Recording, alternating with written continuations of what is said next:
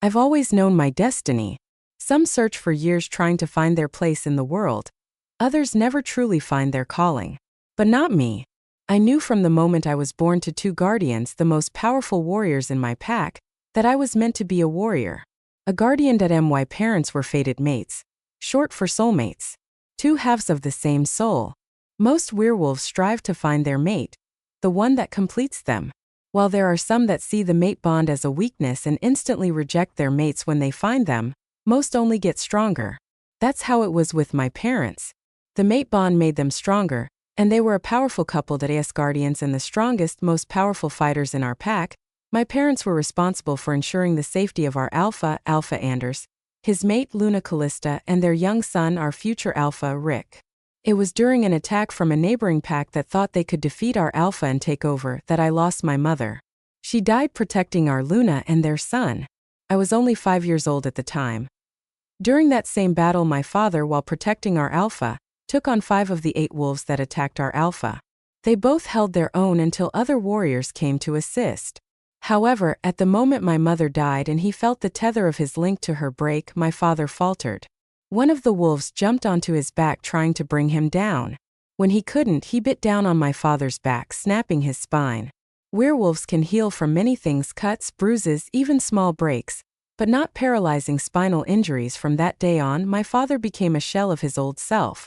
While most wolves would have died at the loss of their mate, my father survived solely to care for me. He has done his best and he loves me, but he lost so much that day. He not only lost his mate, he lost his ability to walk, and his status as a warrior. He lost himself.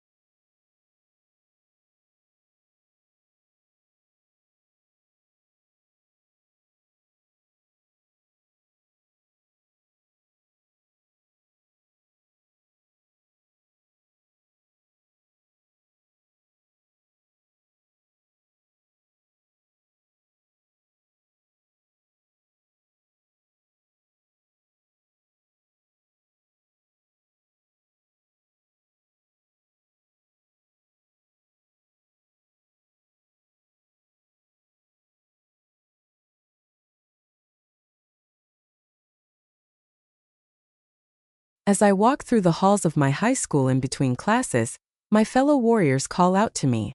I wave and acknowledge them in response. Jason, my best friend, jogs to catch up to me. Hey little badass, what are you doing after school? Jason, don't call me that. I hate that name. Well, I've got news for you. The whole squad is calling you little badass after that stunt you pulled yesterday, so you better get used to it. I stop in my tracks and look at Jason. Tell me you're joking. By the look on his face, I see he's not joking. Well, shit.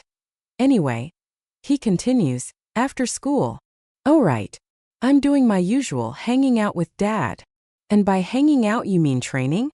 That's your secret, right? You get to train with the biggest badass that this pack has ever known. I stop and look at my longtime friend. Out of the corner of my eye, I see Alpha Rick with his entourage of females. I see the harem continues to grow. I nod my chin in Alpha Rick's direction. Ignoring Jason's question about training with my dad, he's right. I do train with my father. Every day. I know my path, it's been set for me since the day I was born. My job is to be the strongest, fastest, most powerful warrior in the pack. Better even than my mom and dad. My legacy is to one day protect the Alpha, just as my father did. My only problem with that is our future Alpha doesn't even know who I am.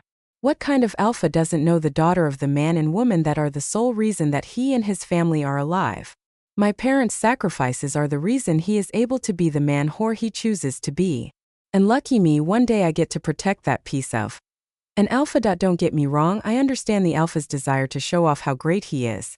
It's what Alphas do. And if I'm being honest, Alpha Rick has it all. Midnight black hair that he wears nearly to his shoulders. his full beard and mustache trimmed in a long stubble. And those eyes, a startling color of blue like a glacier, that stand out in his tanned skin.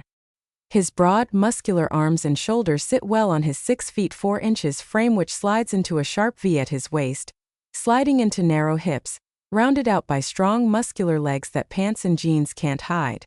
Every unmated female of age in our pack, and every other nearby pack, hopes that they have a chance to be our future Luna.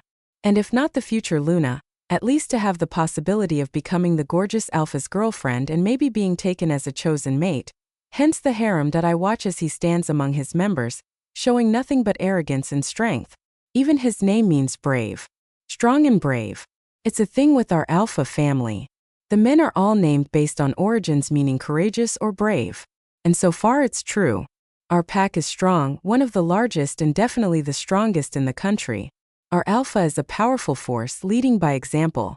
But he's also kind and fair, exactly what you want in the leader of your pack. Our future alpha, however, well, let's just say the jury is still out on that one. He's definitely strong. I've watched him train, he's a beast. Alpha genes will do that for you. Unlike me, I have to be smarter and work harder than any alpha if I'm going to be his protector. Not only that, but I'm a relatively small female in my slight, fit 5 feet 4 inches frame. But that just means that my opponents tend to underestimate me. My fellow warriors have learned that I'm not an easy target. I've defeated all of them at one time or another. I've earned their respect, along with Alpha Anders. He provides our training in the morning before school, which is when I attend. The afternoons, when the other warriors train with Alpha Rick, I train with my father. I, however, refuse to be one of Rick's crowd of admirers. Maybe it's my own arrogance, but I will most likely be his guardian someday. I have no wish to be just another mark on his bedpost. And really have some respect, if not for yourself, at least for your future mate. We all have a mate out there. And I have no intention of offending my future mate by being in a long line of short relationships, or worse, a long-term, serious relationship with someone else. I've chosen my fated mate before I've even met him. It's a good thing we're in agreement on this one, my wolf Artemis says. I wouldn't forgive you if you offended our mate. I can't wait to turn 18 so we can find him. My wolf is much more excited about finding our mate than I am. Once I turn 18 and step up as guardian, I will have to spend an inordinate amount of time in Rick's presence. Unless, and this is key, I meet my mate and he is from another pack. Then my allegiance moves to that alpha. It's because of this that I know Alpha Anders really hopes that my mate is from our pack. My father and I are the biggest reason that our pack is the strongest in the country. However, I've been flirting with the alpha of the Shadow Falls pack, Alpha Liam, for nearly a year now. He is a bit older than I am at 24. He hasn't met his mate yet and he knows that I'm waiting for mine. He's been respectful of my decision, but persistent in his attention. I realize I've zoned out and Jason is still talking to me while I've been staring at Alpha Rick. Suddenly, he must feel my eyes on him as he looks right at me. His ice blue eyes staring holes into my soul. It's like a buzz of electricity. What was that? I feel Artemis purring in my head. Artemis? What the hell? I honestly don't know. Maybe it's because he's an alpha? Seriously? Not you too. It's instinct, I can't help it. I shut her out and drag my eyes away from the magnetic pull that is Alpha Rick to turn my attention back to Jason. I'm sorry, what was that? Kara, are you even paying attention to me? I said yes. The harem continues to increase in size as Alpha Rick gets closer to his 18th birthday. You know they are all hoping they will be his mate. Yes, but there can be only one, I say, giving him my best Highlander impression. Jason is a sucker for old-school Highlander movies. Good one, he says, wrapping his arm around my neck and dragging me off to my next class, which is also his class. We pass a couple other pack mates who all call me Little Badass. Great, Jason wasn't kidding. Just accept it, Kara. If the nickname fits. Yeah, fine, not like I have much of a choice anyway. That's the spirit. So anyway, back to my original question. Which was, I asked, dragging out the was. Seriously, Car? I asked what you are doing after school. Oh right, sorry. Well, it's Thursday. You know Alpha Anders always comes and has dinner with my dad and I on Thursdays. So after training I'll be making dinner, then homework. Ever since I can remember, Alpha Anders comes to have dinner with my father on Thursdays. I think it's his way of showing his appreciation for my father's sacrifice. Honestly, it's gone a long way to helping my father stay connected to the pack. After my mother died and Dad lost the use of his legs, he asked Alpha Anders if we could leave the pack. I think he wanted to try to live among humans. Instead of agreeing to let us leave, Alpha Anders had a house built on the edge of the pack territory. That way we're still pack members, but Dad doesn't have to be involved in all of the pack activities. See the warriors training or wolves running in the woods surrounding our pack lands. We are still under the protection of the pack, and we help to monitor our portion of the northern boundary. It gives my dad a sense of purpose within the pack, or at least I think it does. I forgot it was Thursday, Jason replies. Well, are we still set for clubbing tomorrow night? Yep, always ready to blow off some steam. Excellent. I sigh as we walk into class. Only a few months left of school and I'm done. I'll turn 18 in a couple of weeks, and if all goes well, I'll meet my mate. And then Dad can hand over the title of Alpha to me after I graduate. I meet up with Chase, my best friend and my future beta, when I walk into the kitchen of the pack house. Hey man, what's up? Morning Alpha, how's it hanging? He asks me with a smirk. Bastard must have seen Sheila sneaking out earlier. I smirk back as I sip my coffee. No blue balls here. He laughs outright. Yeah, you know, if your mom catches you. He doesn't have to finish his sentence. We both know my mother would skin me alive. She wants me to wait for my mate. She won't, I reply. What were you doing up so early anyway? He takes a sip of his coffee, looking sheepish before answering. No blue balls on me either, my friend. But at least I'll walk the girl to her car. I smile at my best friend before grabbing my keys, ignoring his jab. You riding with me today? Yep, he answers as he follows me out. The ride to school is short. It's on the border between our pack lands and the Shadow Falls pack. It's about a 15-minute drive from the pack house where Chase and I live. He lives on the 3rd floor with his family, the beta's floor. I live on the 4th floor with my parents, the space allotted for the Alpha family. Our Gamma family lives on the 2nd floor. The floors for the ranked wolves are all on the left side of the pack house. The right side also has rooms on the 2nd through 4th floors for guests and unmated warriors that choose to live here rather than in a separate home. The 1st floor has a large kitchen and dining room along with a rec room, living room and conference rooms for when we have large gatherings in the pack. Omegas who choose to live in the pack house are provided housing on the 1st floor as well. Our pack, the Canyon Ridge Pack, is the 2nd largest in the country with well over 500 pack members. And even though we're not the largest, we are by far the strongest. My father is a powerful alpha, I am a strong and powerful alpha heir.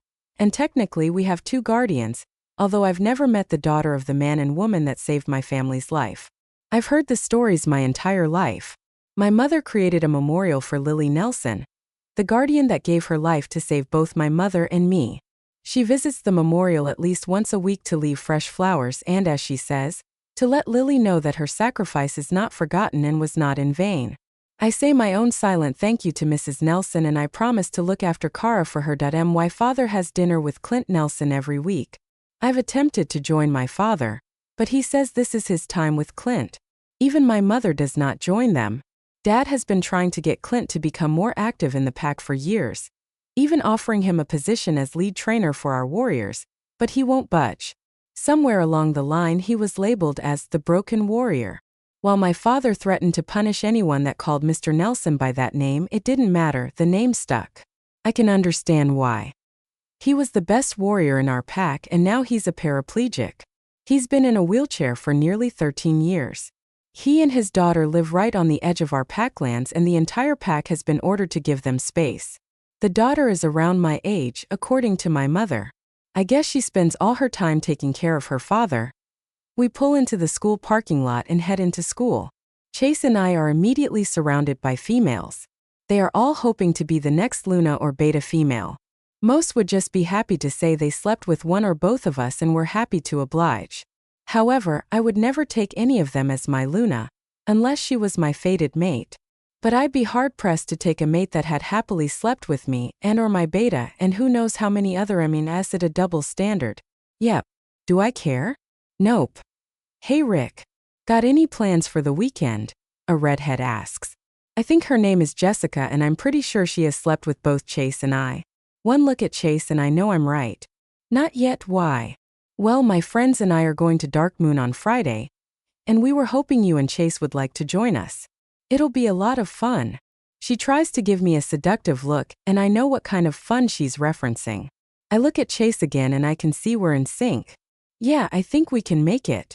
Her face lights up like I just gave her the best present ever. Excellent. Her friend leans into me. You won't regret it, she whispers to me. I look at her friend. I'm sure I won't. They turn down one of the side hallways, Jessica walking backward. See you later, Alpha. Beta. I wink at her. Later, as Chase and I head to class, he looks over at me. Well, that sounds promising. I smile at him. Definitely. After lunch, Chase and I are surrounded by a group of friends and even more females. The girls are all chatting away about going dancing tomorrow night. Now it looks like half of my pack and half of the Shadow Falls pack, our neighboring pack, led by Alpha Liam, are all going to the club tomorrow night, and I feel like someone is watching me, and I look up and I'm locked into the most beautiful green eyes. My breath catches and I forget how to breathe for a minute. She's the most beautiful woman I've ever seen. Beautiful brown hair with big thick curls, eyes like emeralds and a mouth made for kissing. My wolf Kai sits up and tries to push forward. Kai, what's going on? I don't know, I like her, he responds, and I swear he's wagging his damn tail. Since Kai has never shown an interest in any female. This is surprising. I turn to my future beta. Chase, who's that girl? I nod my head in her direction as I see a guy wrap his arm around her neck, and the two of them walk off together. I have to clamp my mouth shut as Kai tries to growl. Seriously, Kai, what the fuck? I want to meet her, go introduce yourself. That boy is no match for us, we're alphas. Dude, calm down. We're in the middle of school. I push him into the back of my mind when Chase responds. You mean the brunette? No idea, but she's definitely your type. She's got that curly hair you go for. He's right, I love it when a girl has their hair in those loose curls. And hers looks like silk. He looks back at me. Want me to find out? He asks. Nah, I'll just ask her myself when I see her again. I give him a grin that says that I'll have her eating out of my hand by the end of the day as the bell rings and we all head to our next class. I finish out my school day and head for my locker. Jason is my ride today as we take turns driving to school. This is his week. I'm rearranging my books to take home what I need for my homework when a shadow falls over my locker. I look up into the glacial blue eyes of Alpha Rick. Great. What does my future Alpha want? I rein in my impatience and aggravation. No use pissing off the one I'll most likely be bound to for my entire life. I take a deep breath. Alpha, how can I help you? Personally, I think I did a great job of acting uninterested while still being polite. Hey there, beautiful, I don't believe I've seen you around before. Seriously? This is his opening line? Like we haven't gone to the same schools our entire lives. I put on my best fake smile. I guess you haven't. It's a bit hard to see past all of your adoring fans. I close my locker and lean my shoulder against it, facing him. I decide to have a little fun and bat my eyes. You are an alpha, right? I ask, making sure to give him my best wide-eyed starstruck look. I am, sweetheart, but don't let my aura intimidate you. I hear it can be a bit overwhelming. Wow, this guy certainly thinks highly of himself. Even Artemis snorts in my head. The joke's on him. Guardians are completely immune to the alpha aura or command. My father says it's because, in the past, alphas started to care too much for their guardians, so they would command them to stand down in a fight, allowing their alpha to be injured or even killed. Over time, the alpha command no longer worked on us. I guess I won't ever have to worry about that with this alpha. Not like he even knows who I am or appreciates my family's sacrifice. And while I can feel Rick's aura, it washes right over me. But I have no intention of letting this douchebag know who or what I am. Oh wow. I bring my hand up to my heart as if I'm trying to hold my palpitations at bay. It's really nice to meet you. Artemis snickers in my head. Laying it on a bit thick, aren't you? Maybe I am, but honestly, an alpha should know his pack members. It would be insulting that he doesn't recognize me under normal circumstances, but the fact that my family has given so much for his and he doesn't even know who I am? Well, it just grinds my gears. He puts his hand out to shake mine. I'm Rick, alpha heir of the Canyon Ridge pack. Maybe you've heard of me? I move my mouth into the most convincing I can muster and attempt to look even more flustered. Oh wow, nice to meet you. And I shake his hand. What I didn't expect was to feel a jolt, like an electric current going through my hand, making the hair raise up and down my arms. It wasn't unpleasant, but very much unexpected. Rick looks startled for a moment and I wonder if he felt it too. Weird. Maybe it's static electricity from the locker. He's holding my hand and looking at me expectantly. I'm wondering what he's waiting for, and why he's not letting go of my hand when he finally speaks. It's customary where I'm from to introduce yourself after someone introduces themselves to you. He gives me a charming smile, as if making females speechless is an everyday occurrence for him. And possibly it is. He is surrounded by dimwit followers all day every day. It can't be that hard to make them speechless. However, I am not one of his merry menagerie, so I'm about to introduce myself when I'm saved by Jason. Hey Dash. I cut him off before he can say my name. Hey Jason, do you know Alpha Rick? I ask and give him a glare that I hope he interprets correctly. Jason gives me a what the hell look before turning to Rick. Of course. Alpha Rick is from my pack, and is my future alpha. I'm so thankful for Jason right now. He may not know why I am acting stupid, but he's going along for the ride. Alpha. He acknowledges Rick as he inclines his head, showing his neck in submission. Jason. Rick nods his head to Jason. I was just introducing myself to your friend here. He turns back to me. So, sweetheart, what's your name and what pack are you from? Okay, so now I'm getting pissed. He really doesn't have a clue as to who I am. Out of the corner of my eye, I see Jason flinch. Time for me to move this along. What makes you think I'm not from your pack? I raise an eyebrow at him, moving past innocent towards snarky. He looks at me with a typical condescending alpha air, arching his own eyebrow in return. Well, sweetheart, I know every member of my pack and I don't know you. And now it's time for me to knock that arrogant asshole down a peg or two. I lean into him, putting my hand on his chest. His very cheese-led and warm chest. Geez, are alphas made of granite? I force myself not to slide my hand over more of his body to see if it's all this hard and sculpted. Head in the game car that I get up on my tiptoes and bring my mouth up toward his ear. Luckily, he takes the hint and leans into me as well so I can whisper in his ear. Well, obviously you don't know every member. And my name isn't Sweetheart. I'm pretty sure I heard his quick intake of breath as I turn on my heel and start to walk away. Let's go, Jay, I need to get home. Once we're in the car, Jason looks at me. Okay, so you want to tell me what that was all about? Why are you letting Alpha Rick think you're from some other pack? I'm not, I insist. I mean, really, Rick started that conversation. He obviously has no idea who I am, and then he's going to stand there and try to tell me he knows every member of his pack? I'm not just going to let that go, Jay. Why should I? He's the future alpha of our pack. If he's going to be arrogant, he should at least be able to back it up. You heard him. He didn't even know I was from his pack. So why not just tell him? I look at my bestie with my mouth hanging on the floor. Are you kidding me right now? I'm just saying, be careful, car. He looks at me pleadingly. Of what, Jay? That he might actually realize who I am and be angry at me? It's not like I'm wrong here. And let's be honest, I'm pretty sure if there was a battle I could take him. Not that Alpha Anders would ever let me fight him. My friend looks at me as he turns down the long, winding road to my house. I'm just saying, you will most likely be attached to his hip at some point. Best not to make him public enemy number one before that. He will find a way to make your life miserable. He has a point.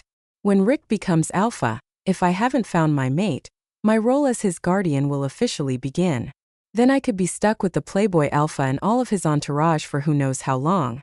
I don't even want to think about what I might have to see or hear to spend that kind of time with him. Okay, Jason, you're right. If he approaches me again, I'll be nice. My best friend gives me a look that says he doesn't believe me. What? I can play nice in the sandbox. Jason snorts and says, yeah, but only if it's your sandbox and you have all the toys. I shrug. What's your point? I don't know every member of my pack, meaning she's part of my pack? No way. My father has drilled it into my head since I was a pup. Know every member of your pack by name. They are what makes the pack strong. Show them how much you value them as a pack member and they will always be loyal to you. My head is full of these thoughts as I turn and head out to my car. Who the hell could she be? And I didn't realize it at the time, but she never submitted to me. If she's a pack member, she should have submitted to me like Jason did. So why didn't that she-wolf submit to me? And fuck, I didn't even get her name. I'm so absorbed in my thoughts that I almost run into Chase. Hey Rick, did you catch her? I look at him and frown. Huh. He looks at me quizzically. The brunette from earlier? Did you get her name and what pack she belongs to? I look at my friend over the top of my car, ignoring his question. Did you recognize her? He frowns at me as he slides into the passenger seat of the car. No, I only saw her from the back. Why? I start the car as I reply. She implied that she's part of our pack. I answer as I look at him. So what's the problem? He asks me. The problem, I reply through gritted teeth, is that I didn't recognize her. How can she be part of our pack if I didn't recognize her? I look at him as I roll to a stop at a red light. I see the surprise and frustration I'm feeling mirrored in my future beta's face. What do you mean you didn't recognize her? You know everyone in the pack. Hell, I know everyone in the pack. You've made sure of it. The light turns green and I return my attention to the road as I pull through the intersection. Exactly. How is this possible? I know it's a long shot, but do you think she was lying? Chase asks that I look at him like he's lost his mind. I know it sounds crazy, but there are she-wolves out there that are saving themselves for their mate, and maybe she was worried about offending you, so she lied. It's a thought until I factor Jason into the equation. She's friends with Jason. Jason Elcove? Yep. They are apparently friends. But she's obviously never been to training. He states it as a fact. He and I run afternoon training sessions, so we would know if she attended training. I drum my fingers on the wheel as I contemplate that I may possibly not know everyone in my pack. Impossible. I've been to every event, every gathering. I provide afternoon training to the pack warriors. Hell, I make sure to have at least one meal a day in the pack house dining room. And I have never, not once, not ever seen that girl that I wouldn't have forgotten her. Not with that hair and definitely not with those eyes. Those piercing eyes that were almost as startling as that electric shock I got when our hands touched. What was that? I'd say it was the mate bond, but I'm not old enough to feel that yet, and by my estimation, neither is she. So what was it? So, ask Jason who she is this afternoon during training. Chase suggests that I give him my "are you fucking kidding me" look. First and foremost, I'm an alpha. I don't chase pussy, it comes to me. Second, I don't need to ask a warrior about a she-wolf. I'll figure it out myself. Chase shrugs. Okay, but I'll keep a lookout. And if you get a chance tomorrow, point her out again so I can see her face. Maybe I'll recognize her. I look at my lifelong friend. Thanks man, I appreciate it. I reach out my fist and we fist bump. Hey, I got your back. Always. Now let's go kick some warrior ass. After training, I head back up to my room to shower before heading back down to the dining room. On my way back down, I run into my mother. Rick, how was your day, honey? I lean down to give my mother a kiss, as she's only 5 feet 6 inches. Good, Mom. I'm headed down to dinner. She places her hand on my cheek to hold me in place as I move to walk past her. I'm going to Lily's memorial to lay fresh flowers tonight. Will you be joining me again since your dad will be having dinner with Mr. Nelson? She asks as if it's a question. As if I haven't joined her every week for the past 13 years to lay fresh flowers on Mrs. Nelson's memorial. It's our thing, since my father refuses to let me go with him to see Mr. Nelson, saying that it's their time. I get it, but I'd still like to show my respect to the man that gave so much for my family. I'd also like to meet his daughter. I realize she takes care of him, and is most likely his primary caretaker since Mrs. Nelson passed on and they only had the one child. But she will be one of my pack members when I take over as alpha, and I want her to know that the respect that has been shown by my mother and father is also mirrored in me, that she will always have whatever she needs from the pack. I will make sure of it. It's a debt that can never be repaid, but I plan to make sure that the Nelsons never lack for anything. That I look at my mother. You ask that as if it's really a question and I might say no. I raise my eyebrow at her. She laughs and pats my arm. You are so much like your father. Go eat and then we'll head out. I wrap my arms around her and give her a proper hug. Okay, Mom, see you in a bit. I head down to the dining room. A huge buffet of food is lined up on one wall. I grab a plate and look around, trying to see if the little brunette is here. I'm not surprised, but I am disappointed when I don't see her. I see some of our warriors having dinner and I head over to join them. When I arrive home, my father is ready for me. I think when I'm at school, he sets up the training for the evening. He has a variety of training sprints that he puts me through. He mixes it up every day and I never know what it will be. Sometimes it's focusing on balance in case I lose the use of a leg or arm in battle and have to fight with a broken or injured limb. Sometimes it's sensory deprivation, in case I have to rely on my sight or sound only. He's even taken both of those away and had me fight with only my sense of touch, taste and instincts. That was miserable. I got knocked down more that day than any other. But it's all good training and makes me the best and strongest fighter that I can be. Hey Dad. I state as I walk over to the table and drop off my backpack before leaning over and kissing his cheek. Hi honey, how was your day? Good. Classes are getting harder as we head into the end of the year. But it's all good. Still getting straight A's? He asks.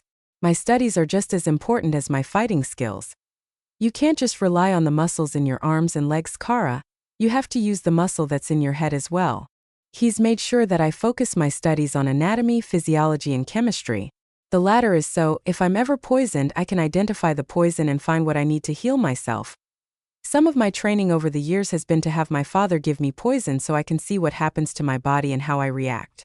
He is always very careful to ensure that he has the correct antidote and the pack doctor on alert and ready on speed dial in case something goes wrong. While I don't love those training days and usually feel like crap the rest of the evening, sometimes longer, it is helpful and my father is always very careful. I've also been developing an immunity to wolfsbane for years. My tolerance is pretty high, I'm nearly immune now and Dad continues to give me doses every day. My werewolf healing burns it out of my system more quickly the more I become used to it. Today's training session is agility. He's got me set up in an indoor course to complete in my human form. There is another one outside to complete in my human or wolf form. I have to find ways around the obstacles and mines that he lays for me. It's not just a test of my agility but also of my concentration and use of all of my senses to ensure that I'm quick but also cognizant of my surroundings at all times. Today's training includes flying logs to knock me off my feet, an attempt to incapacitate me, slippery and sharp hand and foot holds that are meant to make me fall, so I have to ensure that I can find alternate ways to move forward even if I'm injured. For my wolf form, there are spaces that could trap me, flying knives that I have to dodge or push through the pain if I don't dodge fast enough, and traps that drop from nowhere to try and capture me. Dad and his wolf Donovan give both Artemis and I pointers and tricks as we go through our training. Artemis and I are worn out after training as usual. Head up and shower before Alpha Anders gets here, and I'll get started on dinner. Dad finally releases us from training and I head up to shower. I stand under the hot water letting it work on my sore muscles. We're getting stronger every day. Artemis says to me that I smile. Yeah, we are, as evidenced by what happened yesterday. If a wolf could smile, Artemis would definitely be smiling right now. I know it's our legacy to be a guardian, and my mom and dad gave me great genetics to get where I am today. But yeah, we totally kicked ass. I hear the doorbell ring as I finish getting ready, putting on jeans and a comfy sweatshirt, pulling my hair up into a messy ponytail. Alpha Anders is like an uncle to me. Our dinners together became casual a long time ago, that I skip down the stairs of our house and go to open the door. Anders. He told me years ago that when he is here for dinner, that I don't need to use his title. After several reminders and getting my father's approval, I finally acquiesced. I step back and let him in. Dad's out back getting the grill going. Can I get you a beer? Thanks little badass, I'd love one. I roll my eyes. Not you too. I whine to my alpha. He just smiles saying, if the name fits. Yeah. I'll go join your dad and see if he needs any help. He smirks at me when he says this. We both know my dad won't let him do any of the work. But this is part of their weekly banter. I grab a beer from the fridge, check to see if my dad needs one too and grab a second one for him. I pop the tops and take them out to our deck. Dad and Alpha Anders are discussing my training over the past week, Dad giving him the updates that he made for my training today. Alpha Anders looks at me and then asks my dad, did Kara tell you she has a new nickname? My dad looks at me and I roll my eyes so far back in my head that I'm pretty sure I see my brain. Well? My dad looks at me expectantly. Apparently my new nickname is Little Badass. My dad's beer stops on its way to his mouth and he looks at Alpha Anders. Is that so? He asks. He turns his gaze back to me. And what exactly did you do to get that name? Williel. I drag out the word, giving Alpha Anders a side-eye glance. She pinned me in 15 minutes. Alpha Anders answers for me. A smile larger than any I've ever seen on my father's face spreads wide and he looks at me with pride in his eyes. Apparently, the apple didn't fall too far from the tree. Alpha Anders continues down why Dad takes a swig of his beer. That's my girl, he says quietly. Alpha Anders looks at my father seriously. Clint, I'll say it again, we really need you at warrior training. I'm willing to beg if that's what it takes. Dad huffs out a breath. Anders, you know I can't. I smile and head back inside. This is a battle that has been going on for years. Alpha Anders wants Dad back on the training field and Dad feels he won't bring enough to the pack. For dinner, I am in charge of the vegetables. Dad put potatoes in the oven while I was showering, so I check those and start on my roasted Brussels sprouts with bacon and a maple glaze. I'm pulling the potatoes out of the oven and putting the vegetables into a serving bowl when Dad and Anders come back in. I finish putting everything on the table, getting another beer for both men, and we all sit down to eat. Conversation is easy between Dad and Alpha Anders. They reminisce about old days, talk about pack issues, current warriors, and techniques to teach and train younger members. Dad always asks about Luna, Callista, and Rick, and Anders always makes a point to ask me about my day, my life, and what is going on with me. I don't mention my recent interactions with his son, better that he doesn't know that I'm not Rick's biggest fan. When dinner is over, I pull out the dessert that Anders brought. Callie made her famous brownies for us today, Anders tells us. I set them on the table and moan softly as the taste of chocolate fills my mouth. Luna Callista makes a mean brownie. The table gets quiet as we all enjoy the dessert and Dad asks Anders to thank Luna Callista for us. When we're done, I clear the dishes and wash up before excusing myself. Before I can give Dad a kiss, Alpha Anders hands me an envelope. This, I believe, is an invitation from my wife for you to attend Rick's 18th birthday party next weekend. To say that she will be disappointed if you don't attend would be an understatement. Ugh, I look at the envelope and open it. Yep, it's an invitation for 1 week from this Saturday to attend the big event. I plaster a fake smile on my face and look at my Alpha. I'd love to attend. He smirks at me while Dad laughs outright. Don't look so glum, honey, I'm sure you will have a good time. Alpha Anders looks at my dad and smiles. I'm so glad to hear you say that, Clint, because I have a special invitation for you to my son's party, and I will take it personally if you do not attend. My father's laughter dies out instantly and he glares at Alpha Anders. I snicker and look at my dad. Well, I guess you get to be my +1 dad. I say goodnight to Dad and Alpha Anders and head up to start on my homework. They talk late into the evening, and I'm already in bed when I hear them saying goodbye and Anders telling Dad that he'll see him next week. Mom and I arrive at the memorial for Lily Nelson. It's not the only one here. We memorialize all of our warriors and pack members that give their lives for the pack. However, Lily's is the largest. Mom had them create a stone statue of a woman with angel wings keeping watch over her wolf pack. Each week we bring several different types of flowers and plants to the memorial site. This week we have some poinsettias, winter jasmine, winter aconite, and snowdrops. As always, Mom walks up to the statue and places her hand on the joined hands of the statue and quietly says, "Thank you, Lily, for your sacrifice. I told you I'd never forget and I never will." We begin quietly working around the area, removing snow, pulling out the plants that are dead or dying and replacing them with the new ones that we've brought. Mom, have you ever met the Nelson's daughter? I ask. Kara? Sure, honey, haven't you? I look over at her and shake my head. I don't think so. I know I've never been introduced to her. What's she like?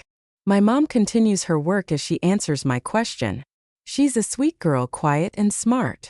She stops and looks up at the statue. She looks like her mother but has her father's eyes. Lily was a strong and beautiful woman. A soft smile plays on her lips, her eyes seeing a distant memory. She didn't take crap from anyone, including your father. I stop and look at her. What? This was news to me. Mom chuckles as she resumes her work. I remember this one day, your father needed some warriors to go with him to another pack that was making threats to ours.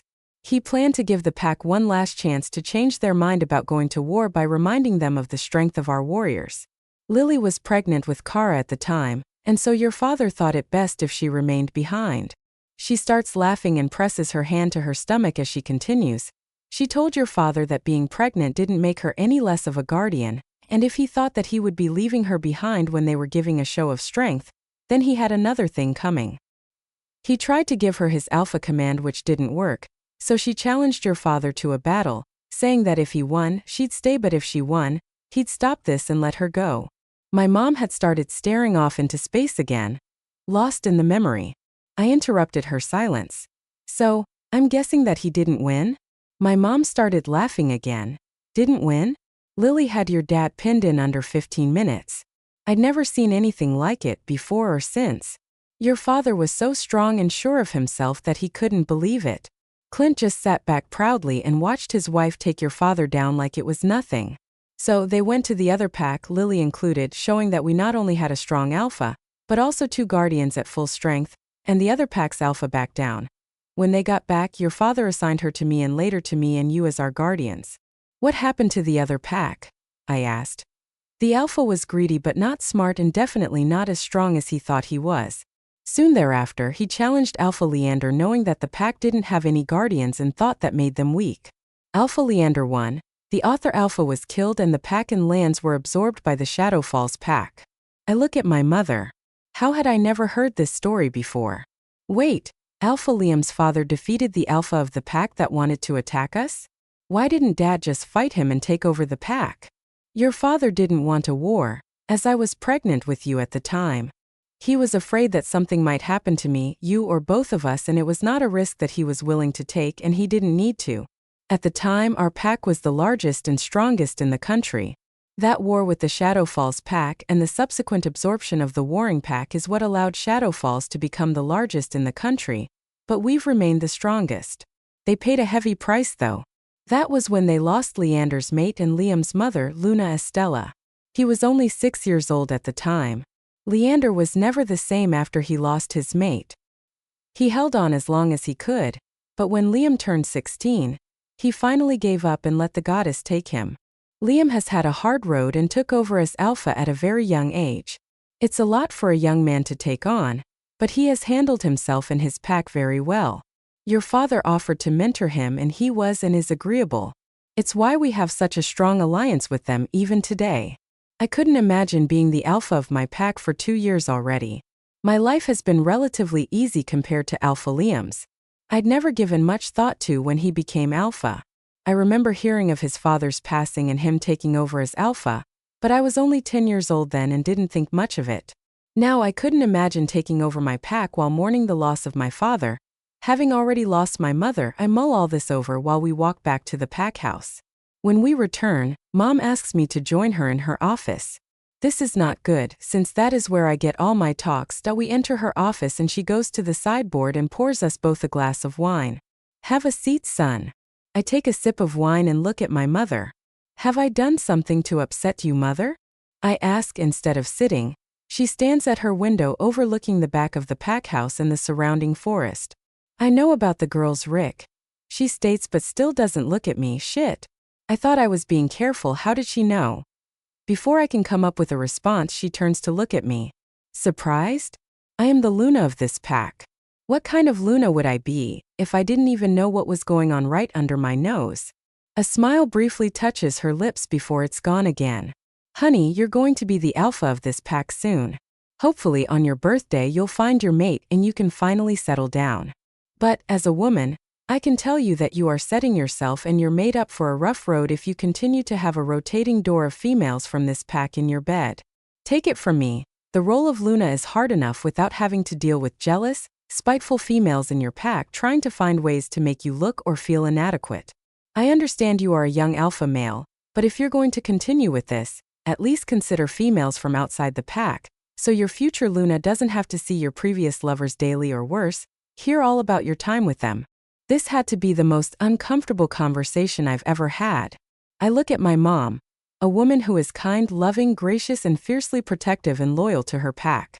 She is everything a Luna should be and exactly what I hope my mate is. I reply the only way I can. I hear you, mother. And I understand what you are saying. You are right as always. I want my mate to be happy here, and I certainly do not want us starting our life together with any misunderstandings or concern for my previous behavior. She smiles at me as she walks over to give me a hug. I love you, my sweet boy. And yes, you will always be my sweet boy. I smile and hug her back. I love you too, Mom. Before she lets me go, she has one more parting comment for me. And please, as much as I want grandbabies, I want them when the time is right, not with some passing fling. Keep it wrapped up. Mom, I reply, letting all my uncomfortable irritation from this conversation enter my tone. You didn't raise me to be a dummy. And might I remind you that I'm almost an adult. I know how to wear a condom and do every time. Mom pulls back slightly and looks at me. Okay, honey. Sleep well. You too, Mom. I make my escape before she can say anything else to make me uncomfortable. The next morning at training, Alpha Anders put me up against 3 of his warriors. I wasn't concerned. Dad has been training me for multiple attackers most of my life. 2 of them will be easy to take down. Trevor, however, will take some work. Next to me and the ranked wolves, he's their best warrior. He's smart in his fighting, not just relying on his strength, which is the mistake that most warriors make with me. Trevor watches his opponent and learns their weaknesses. He's still trying to find mine, but that hasn't slowed him down one bit. I wait until they are in position, putting me in the middle of a triangle between them. I face Trevor, my biggest threat, while keeping the other 2 in my peripheral vision. Trevor comes in first, swinging to punch me in the gut. I quickly duck under his right arm, sliding down to my knees and skidding over to Richard, or the Dick as I call him. I swing my arm as hard as I can up between his legs and crush his family jewels, bringing him down and taking him out. I hear and feel the air whooshing near my head, and I lay back flat on my back, bent at the knees so my feet are still planted on the ground. I see Kent's leg flying over where my head just was. As his body turns with the momentum, I swing my feet up, catching the leg he has planted. I twist my body, pulling Kent down and dislocating his knee in the process. He howls in pain, rolling around on the ground, and I swing myself back up, ready for Trevor. He's watching me, calculating. I give him a smirk, waving him forward with my fingers. He fakes like he's going to hit me and then slides, trying to take out my legs. I leap over him, swinging back around to give him a roundhouse to the head, but he ducks, using the move that I just did with Kent. Clever bastard. We go back and forth, both getting in jabs but not able to take the other one down until I was finally able to throw a punch to his throat. In his moment of shock, I was able to grab his arm and twist it, just to the point before dislocation, bringing him to his knees and forcing him to tap out or have me dislocate his shoulder. The rest of the squad is watching, clapping for my win. I give Trevor my hand and pull him up. Nice job, little badass, but I'm coming for you. He smirks before helping to get the other 2 to the infirmary. I smile back. I look forward to a real challenge one day, Trevor. He barks out a laugh before helping to carry Kent. I look at Alpha Anders and he gives me a nod of approval. The school day goes by in a blur. I caught Rick looking at me several times throughout the day, but was able to avoid running into him. Of course, his ever-present entourage helped out with that as well. On our way home, Jason starts chatting about our night at the club. Friday nights are our night. The end of the week we go to a local club, Dark Moon. It's in between the Packlands for Canyon Ridge and Shadow Falls, therefore, it's werewolves only. I've been going since I turned 17 almost a year ago. It's a great way to blow off the steam of the week. It's also become the place that I meet up with Alpha Liam. We haven't put a name to what we are. We're definitely friends, but more than that.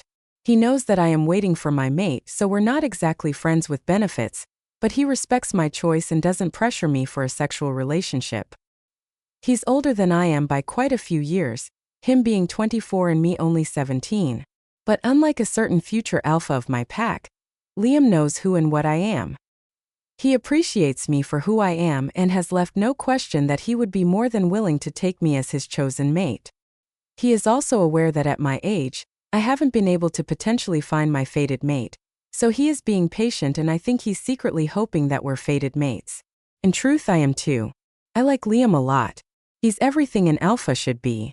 Besides being one of the sexiest men I've ever met, he is intelligent, caring, and he's a strong alpha that takes good care of his pack. It doesn't hurt that he's got the sexiest smolder that I've ever seen, and I'd be lying if I didn't say my lady parts get all hot and bothered when he turns that look on me. After training with Dad, I quickly grab a bite to eat, then head upstairs to shower and get ready. A friend of mine from warrior training, Lacey, calls to make sure I'm going tonight and to see if she can hitch a ride. I tell her it's Jason's turn to drive, and she agrees to text him that I dress in a pink crisscross top that wraps around my ribcage and ties in the back. I pair that with low-rise black jeans and a matching pink scarf that I use as a belt. I finish the outfit with pink and black color block cutout suede stiletto heels. I leave my hair down and accentuate my natural curls. I go light on makeup since I plan to work up a sweat, but I do put on a smoky eye to make my green eyes pop. I head downstairs as I get a text from Jason that he's out front. I say goodnight to my father and head out. Jason has already picked up Lacey and another warrior from training, Dean. I climb in the back with Lacey. Hey guys, I acknowledge all of them at once. Hey little badass. Take down any more alphas in the last 24 hours? Dean asks with a stupid smirk on his face. Not in the last 24 hours, but the night is young, Dean, I reply. So, Lacey looks at me, expecting to see a super hot alpha tonight? I shrug. Well, yes, I do expect him. He is an alpha and he has things that are more important than coming to a club on a Friday night and dancing with me. Although lately he's also started driving me home, but again he's a busy man so I don't count on him being there, although I do hope I see him. I never know for sure, I tell her. But if I was to put money on it, I'd say yes, I expect to see him. I smile at her. Girl, that man is fine. You need to tap that and tell me all about it. I just laugh. I see Jason looking at me in the rearview mirror. I'm not really close to anyone except for Jason, so most people don't know that I'm saving myself for my mate. We arrive at the club and see a long line of people waiting. Jason and I are regulars, so we walk up to the front of the line and the bouncer lets us in, much to the grumbles and complaints of the others who are waiting. Looking good, little badass, the bouncer says as I walk past him. I stop and turn to him. Seriously? You too? He just shrugs and gives me a smile. I sigh and walk into the club. In werewolf clubs, there is no drinking age. We are different from humans. Our metabolism is much faster, so we burn alcohol quickly and it takes a lot for us to get drunk. We head straight for the bar and order a round of shots. I'm not a beer drinker and I'm here to dance, so a shot will get me going. We get our shots and I pay for the first round. Jason orders another round while I look around. It's crowded here tonight and I see a bunch of wolves from both local packs and some I don't recognize. I see several girls from school and I'm just about to turn around for my second shot when I lock eyes with Alpha Rick. Son of a bitch. I swear as I turn around, pick up my shot and clink my glass to Jason's, Lacey's and Dean's before downing the drink. The burning warmth slides down my throat to my stomach. Jason looks at me. What? Who's here that you don't want to see? He's looking over my shoulder trying to figure out who I'm not happy about seeing here tonight. You're 7 o'clock. He twists his head to his left, looking in the direction I've given, and whistles low and looks back at me. You think he'll come over here? I shrug and take the shot that Lacey just got for us. Don't care. I'm about to head out to the dance floor. I lean over to shout above the music so Lacey and Dean can hear. I'm going to dance. Anyone coming? Jason says he'll join us in a minute and Lacey grabs my hand and pulls us into the center of the dance floor. I can feel ice blue eyes on me as I begin to dance. I close my eyes and let the music wash over me as my body starts moving to the beat. Most of the people around me are warriors from my pack, so I know they won't try to hit on me. I can lose myself and not have to worry about anything. Plus, everyone who spends any time in this club on Friday nights knows that eventually, Liam will be here looking for me. Lacey leans over to talk above the music. Alpha Rick hasn't taken his eyes off of you since we walked out here. What's up with that? She asks. I shrug because I honestly don't know. I lean over to her to reply. He sort of hit on me yesterday at school. She leans back and looks at me, her eyes wide, but I motion for her to lean back in. He has no idea who I am. She stops dancing and looks at me. No. Fucking way. I shrug and lean in again. He asked me what my name is and what pack I belong to. Her mouth drops almost to the floor. How is that possible? Her head is doing a swivel going back and forth between him and I. Everyone knows who you are. I shrug again. I guess I'm just not important enough for the future alpha to know. She looks back at Rick once more, then at me. Well, now I'm Team Liam all the way. I smile back at her. That makes 2 of us. For the next several songs we just move and dance, no more talking. Periodically we dance with other warriors, sometimes breaking off in twos, sometimes dancing as a large group. As the first slow song of the night starts, I motion to Lacey that I'm going for another shot. She nods and follows me to the bar. All day at school I watched her. I attempted to approach her several times, but each time, I was either waylaid by one of the girls going dancing tonight, or when I got to where she had been, she was gone. I've never been so aggravated about having girls hanging on me before. I wanted to know who my mystery girl was, and it was really starting to piss me off that I couldn't get to her. By the time I got home, I was in a piss-poor mood and I took it out on the guys in training. They were all limping and grumbling when training was done. I didn't care, I was still in a bad mood. I didn't have any interest in going to a club tonight, but Chase was adamant that we were going. I guess he'd found some redhead that he was hoping to bring home tonight. I really wasn't interested. I couldn't seem to get a green-eyed brunette out of my mind. Kai had been quiet in my head, but he was just as irritated that I wasn't able to talk to her. I got ready in a pair of jeans and a tight-fitting black shirt, and Chase and I headed out. We got to the club and the bouncer let us in ahead of the line that was already forming. Walking in, the music was thumping. The place was already packed. Chase and I headed to the bar. Before we even got there, we were surrounded by girls. Chase bought a round of drinks and we moved to a place on the wall where I could watch the dance floor and pretend to be interested in whatever the girls were saying to me. Chase was flirting with the girl he planned to take home tonight, and some other girl, I think her name was Natasha, was rubbing herself on me like a dog in heat. Another girl had one hand rubbing my ass while the other was stroking Natasha's arm. I guess this was my invitation to a menage. It wouldn't be my first, but I wasn't interested tonight. I was about to push them off me and head back to the pack house when I saw her. She was here. She was hanging out with 3 of my warriors, Jason included. It didn't look like they were together, but I couldn't be sure. I watched as her eyes traveled the room, taking it in, until they landed on me and stopped. That electrical frisson was there again. She averted her gaze and grabbed a shot before talking to Jason. Kai stood up in my head and grumbled, watching their interaction. "Easy, Kai, they are acting like friends, not lovers." He continued grumbling, stating, "I don't like it." It was then that Jason turned his head and looked at me. "So they were talking about me." I smiled. I liked that she was talking about me. It meant at some level I was in her head. Natasha took my smile as approval, for her hand running down my chest, and she proceeded to attempt to slide it under my shirt. I grabbed it before she could and, without looking at her, pushed her hand back to her side. She didn't seem fazed and just leaned into me more.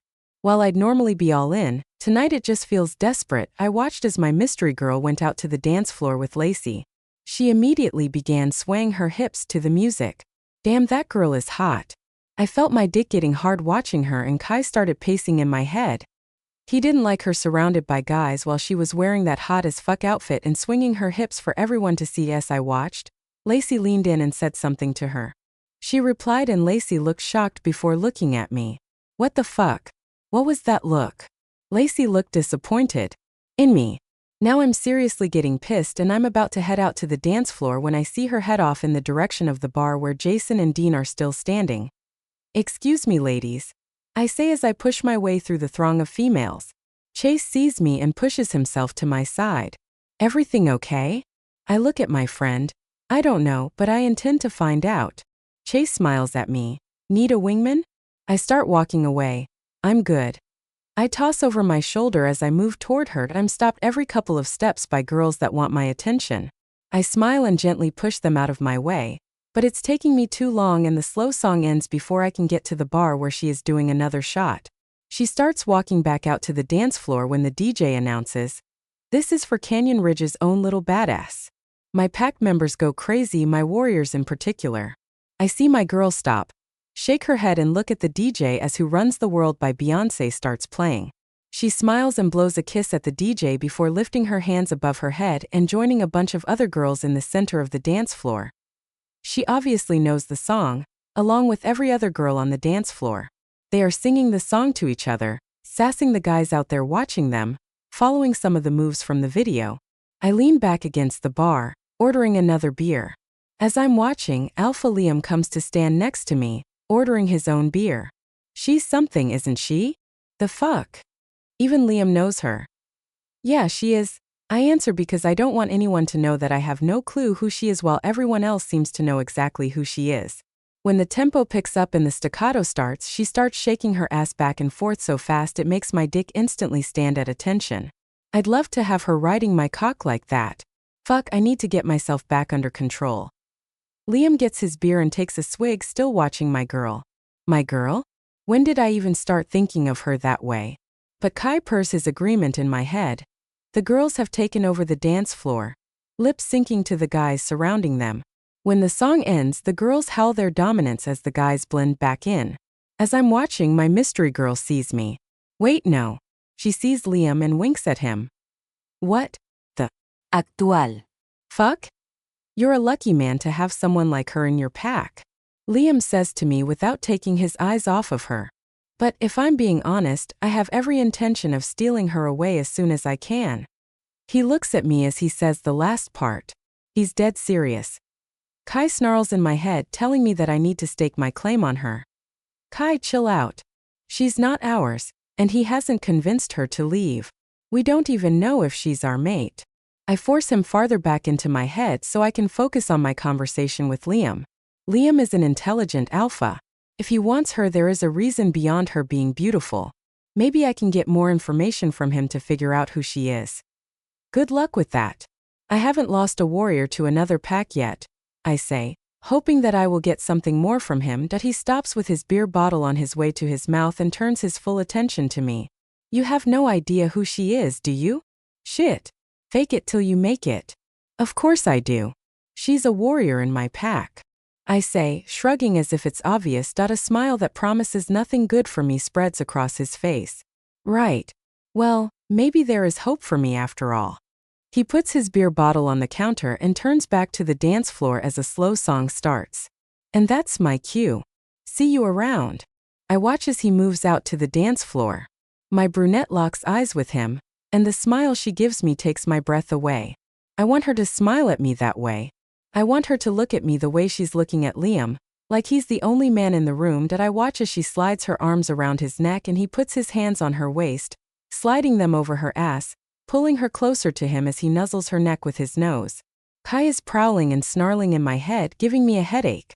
Chase walks up with his arm around his girl du jour, and follows my line of sight. That her? With Alpha Liam? He asks. Yeah, apparently she and Liam are close. I snarl in return. Chase gives me a questioning look and I just shake my head. I'm in no mood to talk about it, especially since I really have no idea what is going on with me and Kai. They dance for several songs but continue slow dancing even when the music goes back to a faster pace. I can see them talking and flirting with each other, her hands in his hair, his nose sliding up and down her neck, and it's everything I can do not to growl so loud that I shake the foundation of this club. Eventually, he takes her hand and leads her off the dance floor. I watch as he starts to lead her out of the club. She's leaving with him. I start to follow after them, having no idea what I plan to do, when several of my warriors come up to me. Trevor, one of my best warriors, gets in my personal space. I am so not in the mood for this shit right now. Kai comes forward and I know my eyes have darkened to sapphires. What the fuck, Alpha? Trevor says, and the others are nodding their heads. Chase pushes his girl away and steps up beside me, ready to take on a fight if that's what this is. What the fuck, Trevor? You want to explain yourself before I remind you of your place? Chase says to him. Dean, one of the guys I saw with my girl earlier, steps up. You really don't know who Cara Nelson is? He asks. I look at him as if he's lost his mind. Of course I know who Cara Nelson is. Everyone knows who Cara Nelson is, I say, taking a step forward and getting in his personal space. Another warrior speaks up. Then why did she tell Lacey that you have no idea who she is? And they all look at me expectantly. I have no idea. So you didn't ask her what her name was and what pack she's from while hitting on her? Trevor pushes. I stare at them. No.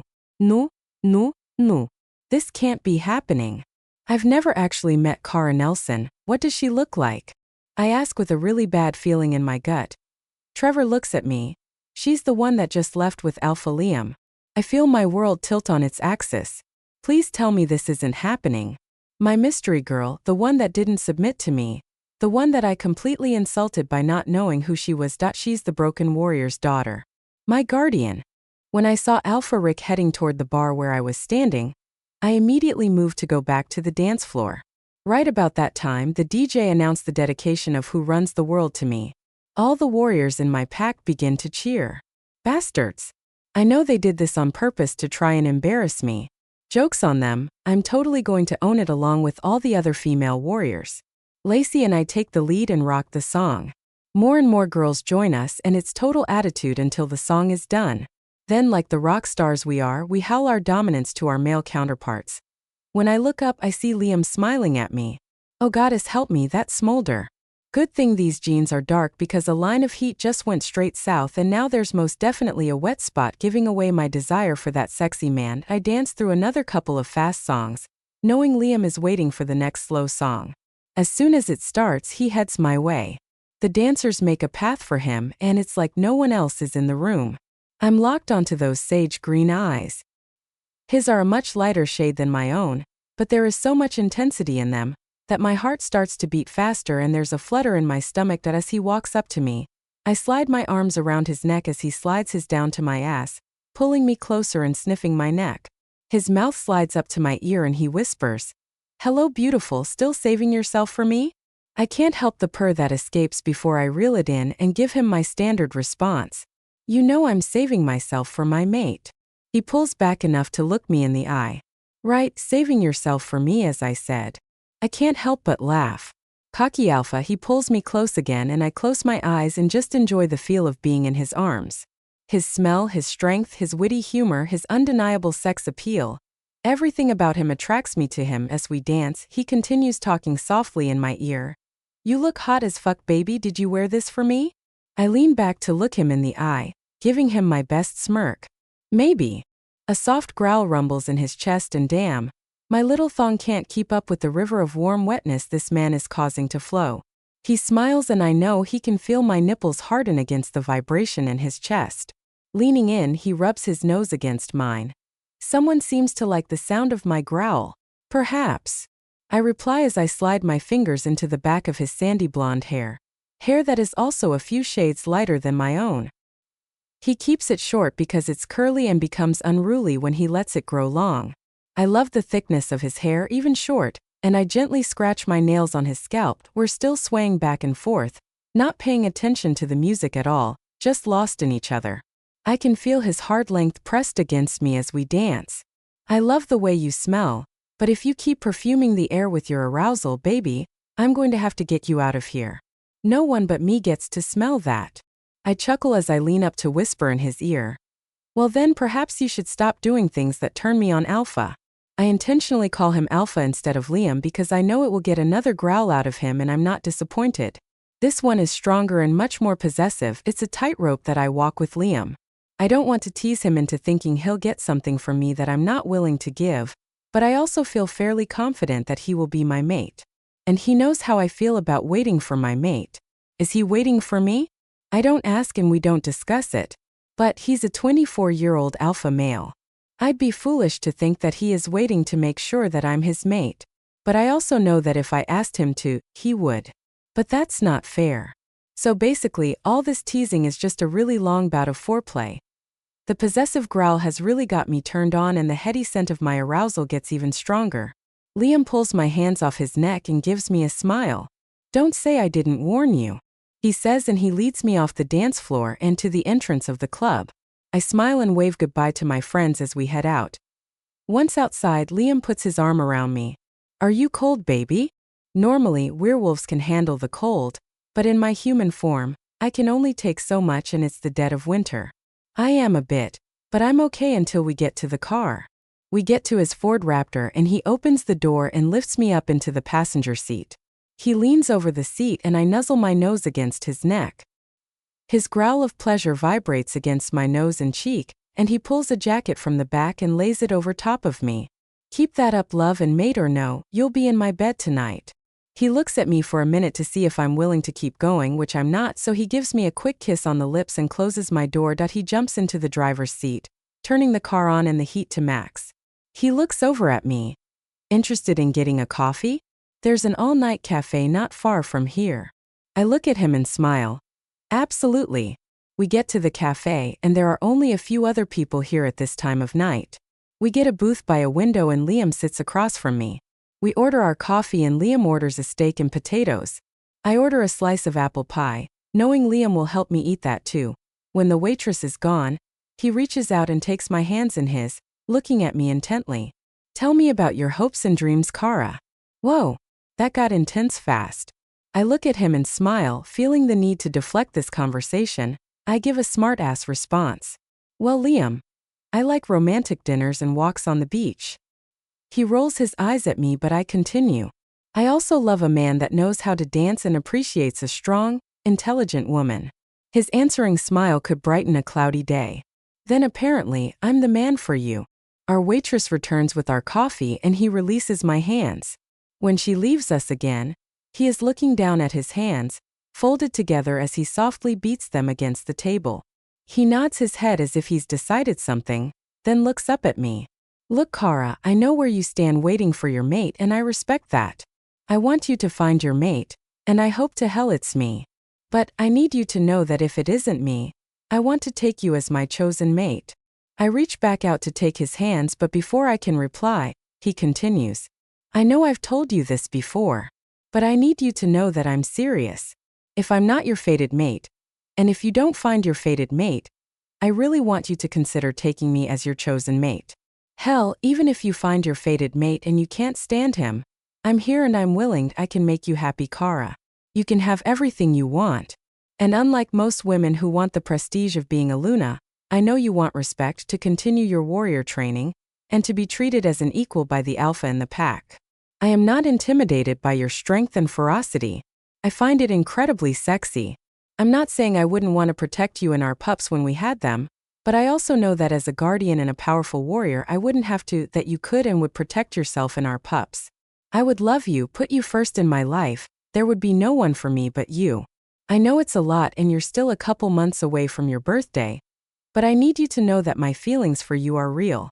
That I want you in my life, for the rest of my life. I was overwhelmed by his declaration. Liam, I didn't know what to say. I don't expect you to say anything. I just want to lay it out there so you know how I feel.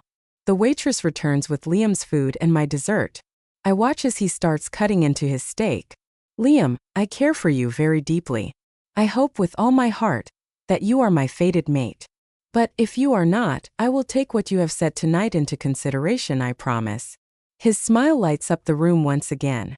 That's all I ask, Kara. I smile back and take a bite of my apple pie. It's delicious, and without realizing what I'm doing, my eyes have closed, my head has tilted back slightly, and I'm moaning softly as I chew the delicious taste of apples, cinnamon, and pastry dough. When I open my eyes, I see that Liam is staring at me. His food stopped halfway to his mouth. His eyes have gone nearly black and I see his Adam's apple bob before he says, Kara, I seriously hope that one day, I am the one causing you to make those sounds. And if I get that chance, I promise that will just be the beginning. I won't stop until your throat is raw from screaming my name in pleasure, and your body is sore from me taking you over and over until both of us are satisfied. I blush as he gives me a smirk and puts the steak into his mouth, watching me blush even more as I can only imagine what thoughts are causing that possessive, hungry look in his eyes. After we finish eating, he drives me home. He gets out of the car and comes around to open my door. As I step out, his head whips toward the forest. I follow his line of sight but don't see anything. What is it? He shakes his head, squinting. Nothing. He walks me to my door. I turn to look at him and he wraps his arms around me, pulling me into his warmth. Remember what I said tonight, Kara. I meant every word. He puts his hands on either side of my face and brings his lips to mine. It starts out as a gentle kiss, a promise of what could be. But it quickly turns into something much more passionate, and before I know it, Aretmus has pushed forward and I'm drowning in him. His mouth is everywhere, claiming mine. His warm tongue skillfully slides into my mouth, tangling with mine, fighting for dominance. When he wins the battle, he takes his time exploring the rest of my mouth before finally letting me come up for air. I'm panting and holding on to him as if he is my lifeline. And he is, because my knees are weak and I'd fall if his strong arms weren't holding me up. I look up into his eyes, that have gone dark again, showing that his wolf is forward. I know mine are also glowing gold from Artemis pushing forward. Artemis purrs to Liam's wolf. Hello, Syrah. He growls in response. Artemis. Syrah's voice is deeper and more gravelly than Liam's. He has a sexy alpha voice, Artemis says to me. Did I pull her back and regain control, seeing that Liam is doing the same with Syrah? He leans his forehead against mine. Baby, one day soon, I hope that we can continue this until both of us are satisfied. Until then, sweet dreams, and I hope they are of me." He pulls away from me and winks as he walks backward to his car. When he gets to the driver's side, I blow him a kiss. He makes a catching grab with his hand and pulls it to his heart. Damn, talk about a man that can make a girl swoon. I wave and head inside as he pulls away, and in the distance, I hear a wolf howling into the night.